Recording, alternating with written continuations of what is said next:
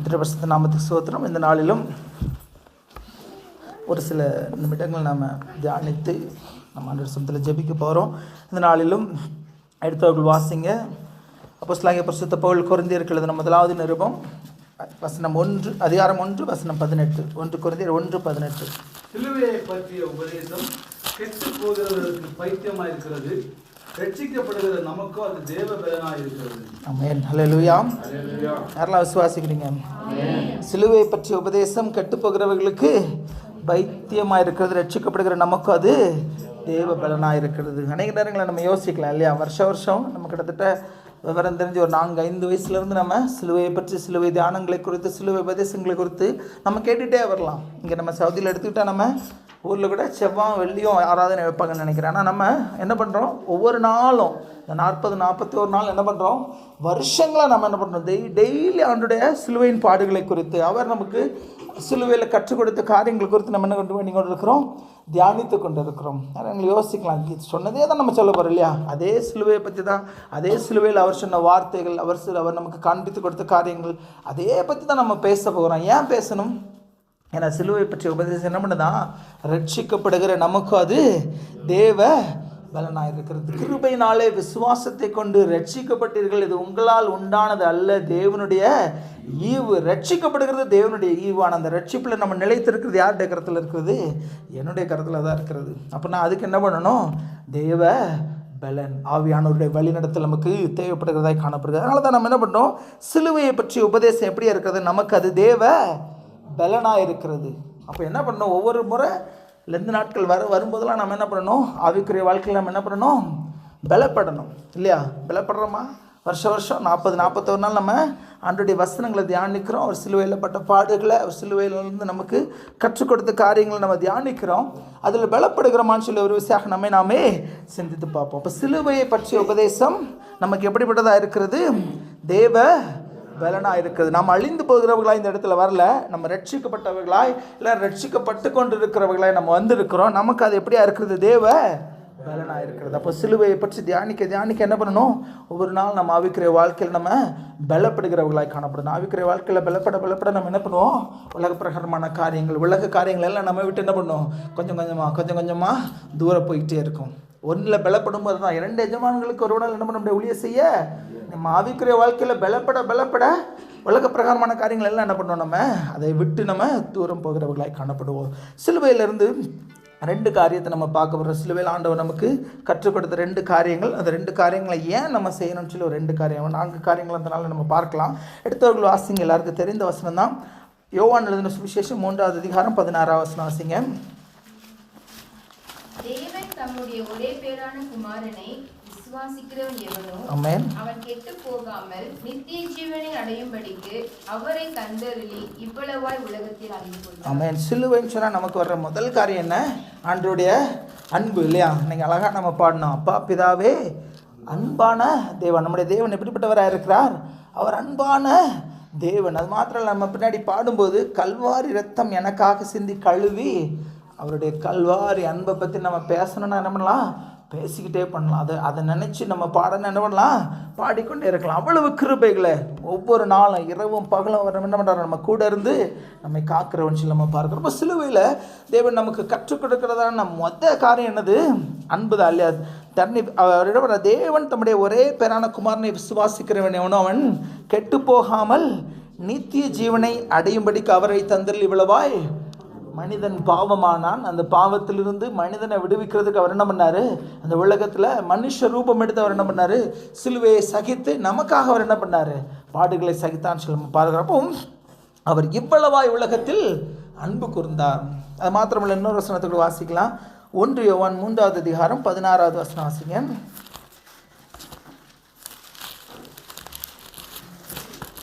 1 யோவான் 3:16. ஜீவனை ஆமென். நமக்காக கொடுத்ததனாலே அன்பு இன்னதென்று அறிந்திருக்கிறோம். நாமும் சகோதரர்களுக்காக ஜீவனை கொடுக்க கடனாளிகளாக இருக்கிறோம். ஆமென். அவர் தம்முடைய ஜீவனை நமக்காக கொடுத்ததனாலே அன்பு இன்னதென்று அறிந்திருக்கிறோம். அவரை தந்தரில் இவ்வளவாய் உலகத்தில் அன்பு கூர்ந்தான்னு சொல்லி நம்ம பார்க்கிறோம். அவர் நமக்காக சிலுவையில் மரித்ததினால அன்புன்னு சொன்னால் என்னன்னு சொல்லி நம்ம என்ன பண்ணுறோம், அறிந்திருக்கிறோம். அவர் வந்ததுனால அன்பு இன்னதென்று நம்ம அறிந்திருக்கிறோம். அப்போ அவர் என்ன பண்ணுறாரு, நம்ம மேல் வைத்த அன்பினால் என்ன பண்ணுறாரு, தேவன் சகலத்தையும் படைத்த தேவன் என்ன பண்ணுறாரு, மனிதனாய் நமக்காக பாடுகள் பட்டு சிலுவையில் அறைந்து மரித்து 3ஆம் நாள் என்ன பண்ணுறாரு, உயிரோடு எழும்புகிறார் சொல்லி நம்ம பார்க்குறோம். அது மாத்திரம் இல்லை, பின்னாடி என்ன சொல்றது, நாமும் சகோதரருக்காக ஜீவனை கொடுக்க கடனாளிகளாய் இருக்கிறோம்.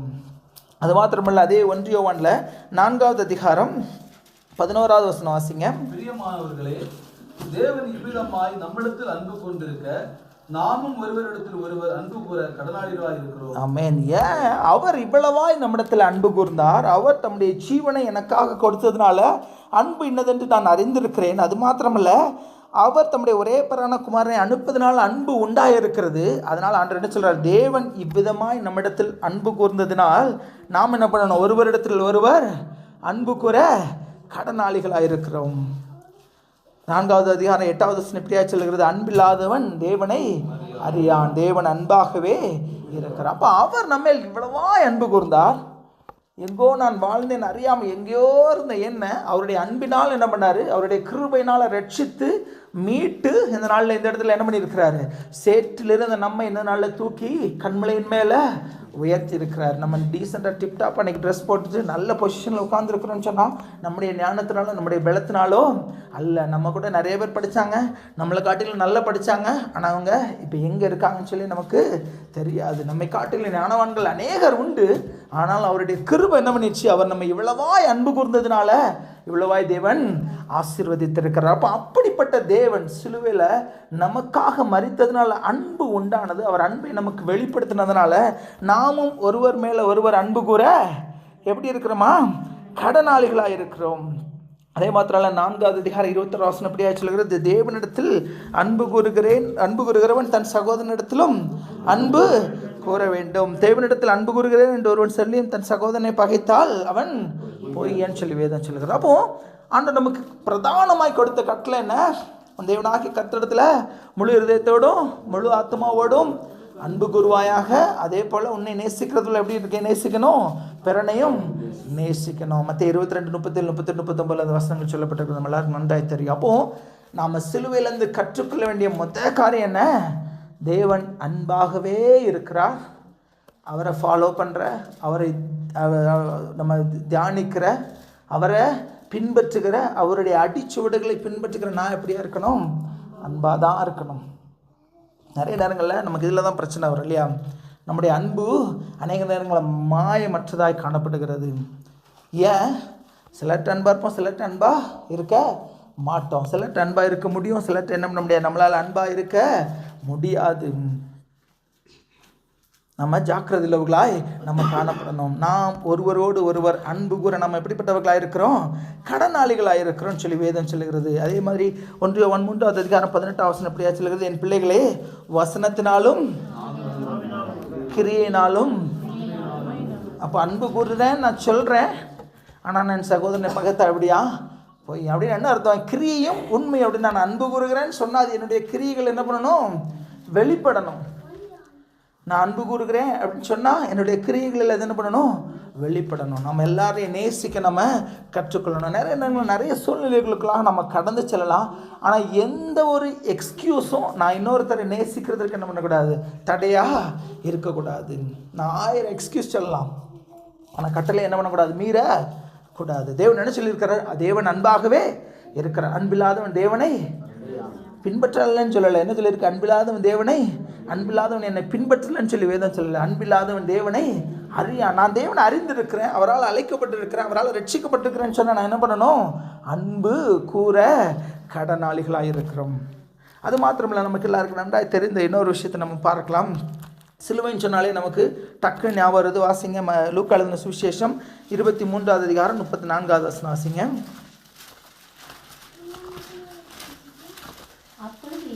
ஆமென். தாங்கள் செய்வது என்னவென்று அறியாதிருக்கிறார்களே என்றார். அவருடைய வஸ்திரங்களை அவர்கள் பங்கிட்டு சீட்டு போட்டார்கள். ஆமென். பிதாவே இவர்களுக்கு மன்னியும், தாங்கள் செய்கிறது என்னதென்று அறியாது. எல்லாருக்கும் தெரிந்த வசனம் தான். அவர் என்ன பண்ணார், சிலுவையில் அவர் என்ன பண்ணாங்க, காவி துப்புனாங்க, அடித்தாங்க, முள்முடி சூட்டினாங்க, எல்லாம் பண்ணாங்க. எல்லாரையும் ஆண்டவர் என்ன பண்ணார், மன்னித்தார். பிதாவே இவர்களுக்கு மன்னியும். ஆண்டவர் சிலுவையில் நமக்கு கற்றுக் கொடுத்த ரொம்ப ரொம்ப முக்கியமான ஒரு காரியம் என்ன? நம்ம மன்னிக்கிறவர்களாய் காணப்படணும். எடுத்தவர்கள் வாசிங்க. மத்திய எழுதின சுவிசேஷம் 5வது அதிகாரம் 22வது வசனம் வாசிங்க. நான் உங்களுக்கு சொல்லுகிறேன், ஆமென். தன் சகோதரனை நியாயமில்லாமல் கோபித்துக் கொள்பவன் நியாயத்தீர்ப்புக்கு ஏதுவாயிருப்பான். தன் சகோதரனை வீணென்று சொல்லுகிறவன் ஆலோசனை சங்கத்திற்கு ஏதுவாயிருப்பான்.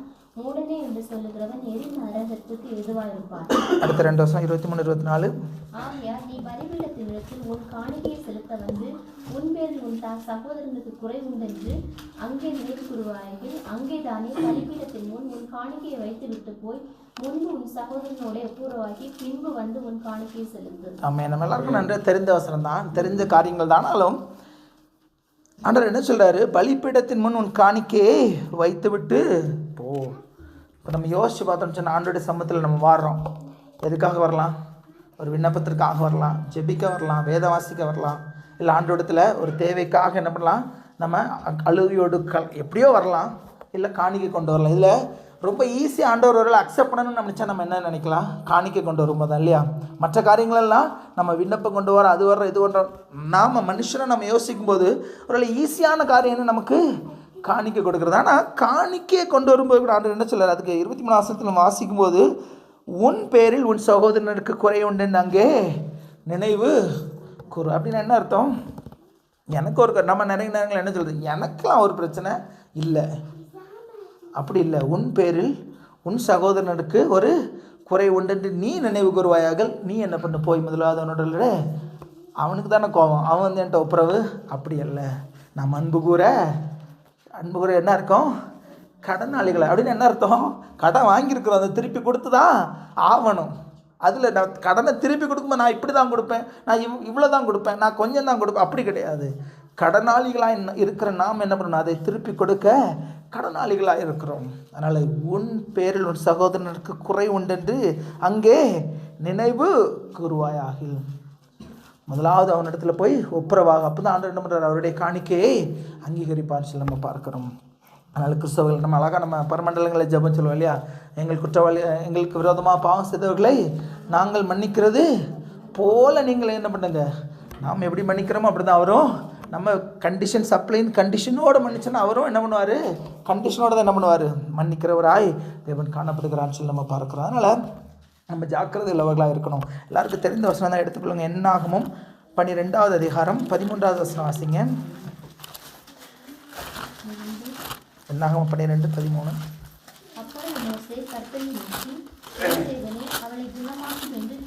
நம்ம எல்லாருக்கும் நன்றாக தெரிந்த ஒரு காரியம் தான் இல்லையா? என்னாச்சு? மிரியாம் என்ன பண்ணாங்க? மிரியாமும் ஆரோன் என்ன பண்ணுறாங்க? மோசேக்கு விரோதமாக பேசுகிறாங்க. ஆனால் சம்பந்தமே இல்லாமல் அது ஒரு வருஷம் நெல் இருக்கும். 3வது வசனம், மோசே ஆனவன் பூமியில் உள்ள சகல மனிதர்களும் மிகுந்த. 2வது அதிகாரத்தில் அவர் என்ன, அவங்க 2 பேரும் என்ன பண்ணுறாங்க? பேசிக்கிறாங்க. அப்போ என்ன அர்த்தம்? மோசேக்கு என்ன பண்ணியிருக்கு? ஆண்டவர் மாத்திரம் இல்லை, மோசே என்ன பண்ணா கேட்டான். ஆனால் இவன் எப்படிப்பட்ட மனுஷன்? மிகுந்த சாந்த குணமுள்ள. அதனால் அவன் போய் சண்டை போடலை.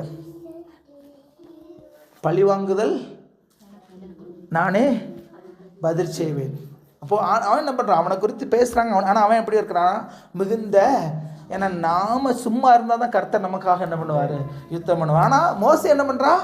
கேட்குறான். அவன் சாந்த குணமுள்ள மனுஷன். அவன் என்ன பண்ணல? ஒன்றுமே சொல்ல. ஆனால் என்ன பண்ணுறாரு? கர்த்தர் என்ன பண்ணுறாரு? 2 பேரையும் கூப்பிட்றாரு. எல்லாருக்கும் தெரியும். மிரியாம் என்ன பண்ணுறா? அவளுக்கு குஷ்டரோகம் வந்துச்சுன்னு சொல்லி பார்க்குறோம். உடனே அவன் என்ன சொல்ல? ஆரோன் வந்து என்ன சொல்கிறான்? மோசையை பார்த்து என்ன சொல்கிறான்? நாங்கள் செய்த அந்த பாவத்தை எங்கள் மேல் சுமத்தாது. நம்மளாக இருந்தால் என்ன சொல்லியிருப்போம்? நானா அவனை சபித்தேன்? இல்லை, ஆண்டவர் தானே சபித்தார்? இல்லை. ஆனால் அந்த வசனம் எப்படி ஆயிடுச்சு? மோசே கர்த்தரை நோக்கி என் தேவனை அவளை குணமாக்கும் என்று கெஞ்சினானா. சும்மா பேருக்கு சரி போகணுன்னா மன்னிச்சிட்டேன், அப்படி இல்லை. என்ன சொல்லலாம்? தன் சகோதரியை குணமாக்கும்படிக்கு கெஞ்சுகிறான். இதை தான் தேவன் நம்மிடத்தில் எதிர்பார்க்கிறவராய் காணப்படுகிறான். உன் பேரில் உன் சகோதரனுக்கு ஒரு குறை உண்டு நீ நினைவு கூறுவாயாக. முதலாவது போயிட்டு நீ என்ன பண்ணு? ஒப்புரவாக. நாம் அன்பு கூற கடனாளிகளாக இருக்கிறோம். அது மாத்திரமில்லை, மன்னிக்கிறதற்கு நம்ம கடனாளிகளாக இருக்கிறோம். ஏன் ஆண்டவர் ஏன் பாவத்தை என்ன பண்ணார்? மன்னிச்சாரு. எவ்வளோ நம்ம ஆண்டவர் நமக்கு மன்னித்த பாவங்களெல்லாம் நம்ம யோசித்து பார்த்தோன்னு சொன்னால் நம்ம மற்றவங்களுக்கு மன்னிக்க வேண்டியது ஒன்றுமே இல்லை. ஆனாலும் என்ன பண்ணுறோம்? நம்ம அநேக நேரங்களை மன்னிக்கிறதுக்கு நமக்கு என்ன பண்ணல? முடியறதில்லை. சிலுவை நமக்கு கற்றுக் கொடுக்கிறதான ரெண்டாவது முக்கியமான காரியம் என்ன?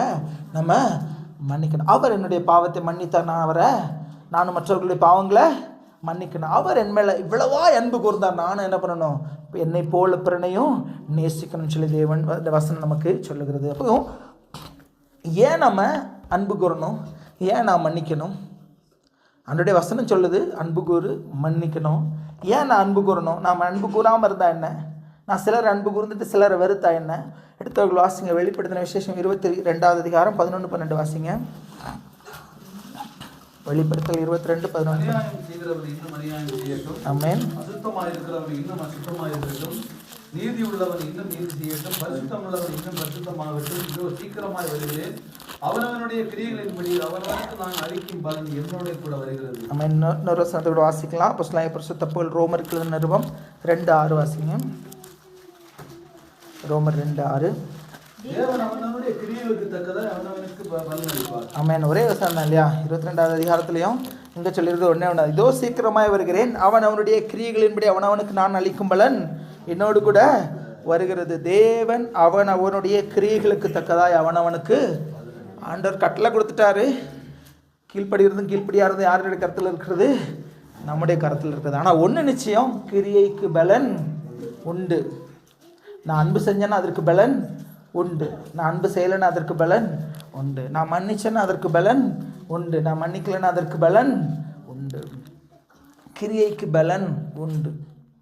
அதனால் நம்ம ஜாக்கிரதை உள்ளவர்களாக இருக்கணும். கிறிஸ்தவர்களாக இருக்கிறன்னா நம்ம கிரியைக்கு பலன் உண்டு. மனுஷர்கள் எதையாவது பண்ணி அதை கல்ச்சர்லாம் இது பண்ணிடலாம். ஆனால் ஆண்டோடைய சமூகத்தில் நாம் ஒவ்வொன்றையும் குறித்து நாம் அவருடைய சமூகத்தில் என்ன பண்ணணும்? கணக்கு ஒப்புவிக்கணும். ஏன் சங்கீதக்காரன் சொல்கிறான், துன்மார்க்கருடைய ஆலோசனை நடவாமல் பாவிகளுடைய வழியில் இல்லாமல் பரியாசக்காரர் உட்காரும் இடத்தில் கொஞ்ச நேரம் உட்காந்துட்டு போனால் என்ன தப்பு? கொஞ்ச நேரம் நான் பாவிகளுடைய வழியில் நின்னா என்ன தப்பு? எல்லாற்றுக்கும் நான் என்ன பண்ண அவரிடத்துல கணக்கு ஒப்புவிக்கணும். நீ அங்கே போய் உட்கார்றது தப்பு கிடையாது. ஆனால் பரியாசமாக நம்ம ஒரு வார்த்தை சொன்னாலும் அந்த ஒரு வார்த்தைக்காக நம்ம என்ன பண்ணணும்?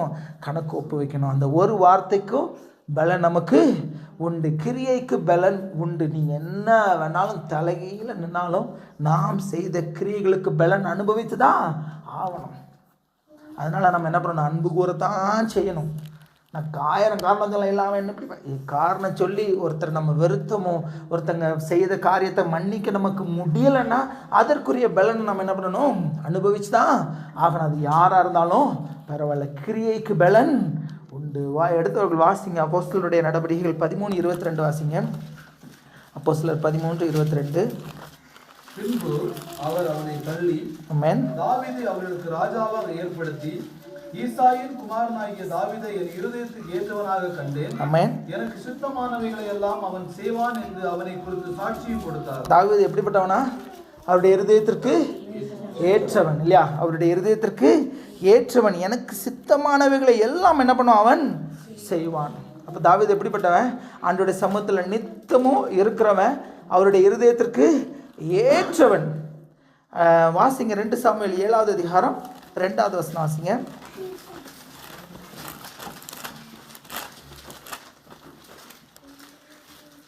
ராஜா தீர்க்கதரிசியாகிய நாத்தானை நோக்கி, ஆமென், பாரும் கேதுரு மரங்களால் செய்யப்பட்ட வீட்டிலே நான் வாசம் பண்ணும்போது ஆமென், தேவனுடைய பெட்டி திரைகளின் நடுவே வாசமாயிருக்கிறது என்றான். அடுத்த வசனம் வாசிங்க. 3. அப்பொழுது நாத்தான் ராஜாவை நோக்கி, நீர் போய் உம்முடைய இருதயத்தில் உள்ளபடியெல்லாம் செய்யும், கர்த்தர் உம்மோடு இருக்கிறாரே என்றான். ஆமென். என்னதான்?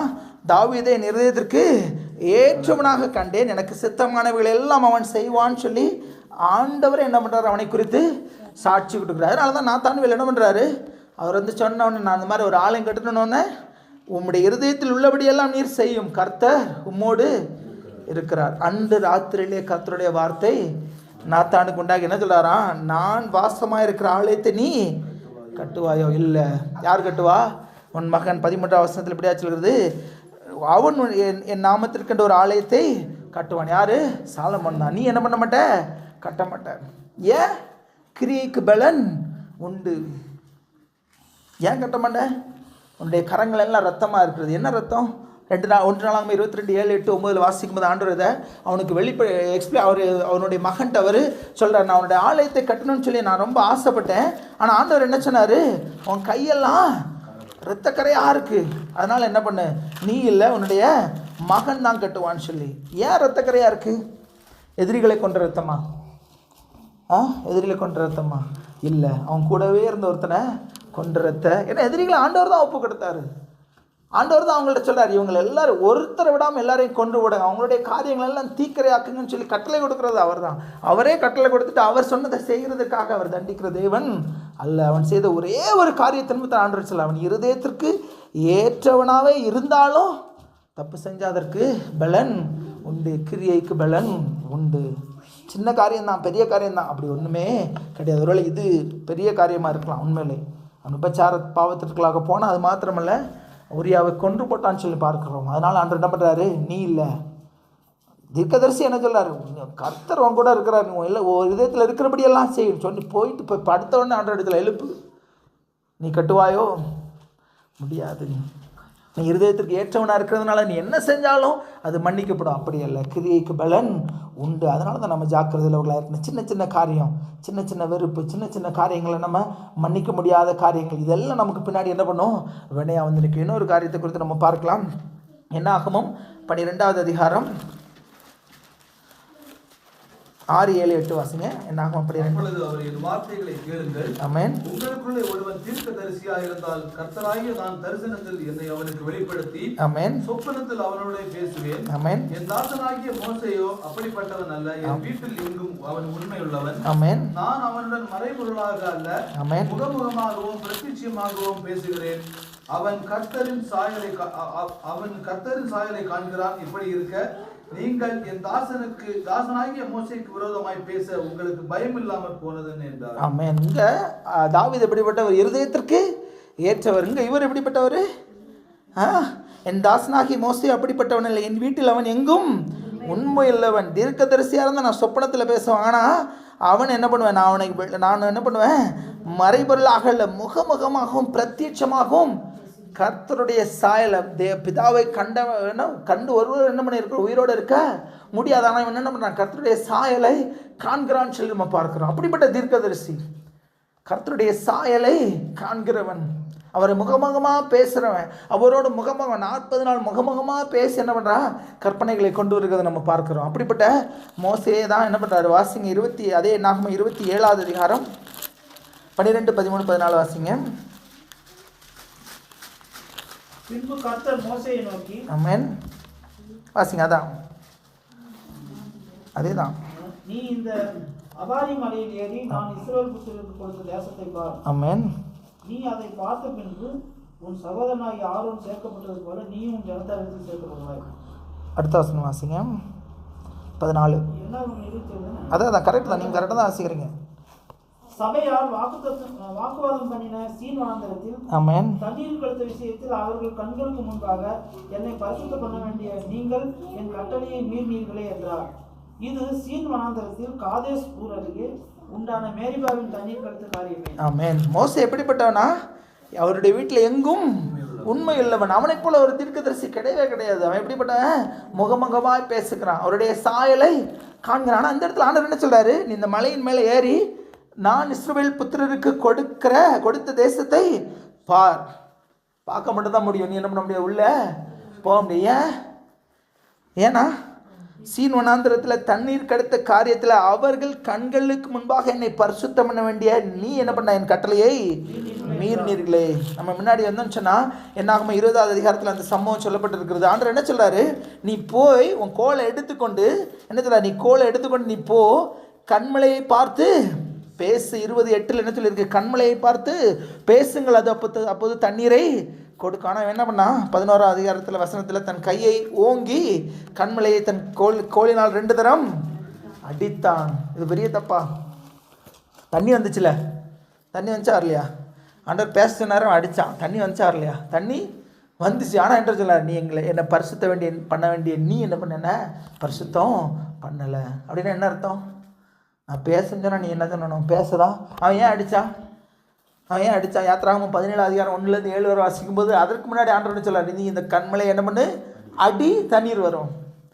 அப்போ நமக்கு என்ன, ஃபஸ்ட் டைம் என்ன சொன்னார் ஆண்டவர், அடி. எப்பவும் அடித்தா என்ன பண்ணிடும், தண்ணீர் வரதான் செய்யும். தண்ணீர் வந்தது, ஆனால் என்ன பண்ணா, சிறிய தவறு தான். என்ன பண்ணா, தேவன் எல்லா ஜனங்களையும் அதே விட அழிக்காதபடிக்கு திறப்பில் நின்று எத்தனையோ தடவை ஆண்டவர் அழிக்க வரும்போது அவன் ஜனங்களுக்காக திறப்பில் நின்ன மோசே தான் அவன் சின்ன ஒரே ஒரு காரியத்தை நிமித்தம் என்ன பண்ணா, தேவன் வாக்குத்தத்தம் பண்ணின தேசத்தை சுதந்திரித்துக் கொள்ள என்ன பண்ண, அதில் காலை வைக்க முடியாதபடிக்கு என்ன பண்ணா விழுந்து போனான்னு சொல்லி நம்ம பார்க்குறோம்.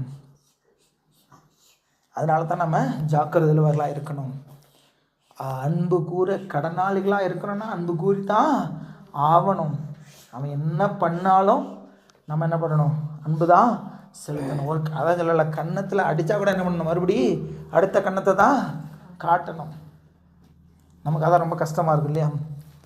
அதுக்கு தான் நமக்கு ரொம்ப கஷ்டமாய் காணப்படுகிறது. ஏன் நம்ம அன்பு கூறணும், ஏன் நம்ம மன்னிக்கணும்? கிரியைக்கு பலன் உண்டு. சின்ன காரியத்தில் நம்ம விலகினாலும் அதற்கு பலன் உண்டு. மோசே சின்ன காரியம்தான், பேசணும்னு சொன்னார், ஆனால் என்ன பண்ணிட்டான், அடிச்சிட்டான். ஆனால் தண்ணி வந்துச்சு. நம்ம நிறைய நல்லா தானே இருக்காம, நல்லா தான் இருப்பான், ஆனால் கிரியைக்கு பலன் உண்டு. அது இப்போ தெரியாது. நாம் என்ன யோசிச்சுட்டு இருக்கிறோம், பலன் இங்கே கிடைக்கும் நம்ம என்ன பண்ணிட்டு இருக்கிறோம், யோசிச்சு கொண்டு இருக்கிறோம். இந்த பலன் அல்ல. தண்ணி வந்துட்டு இல்லை, ஓகே பிரச்சனை இல்லை, அப்படி அல்ல. பெற வேண்டிய பலனை அவன் என்ன பண்ண, பெறாமல் இழந்து போனான்னு சொல்லி நம்ம பார்க்குறோம். நம்ம அதனால் ஜாக்கிரதை உள்ளவர்களாய் நம்ம காணப்படணும். கிரியைக்கு பலன் உண்டு. பிலிப்பியர் 2வது அதிகாரம் 8வது வசனம் வாசிங்க. பிலிப்பியர் 2:8.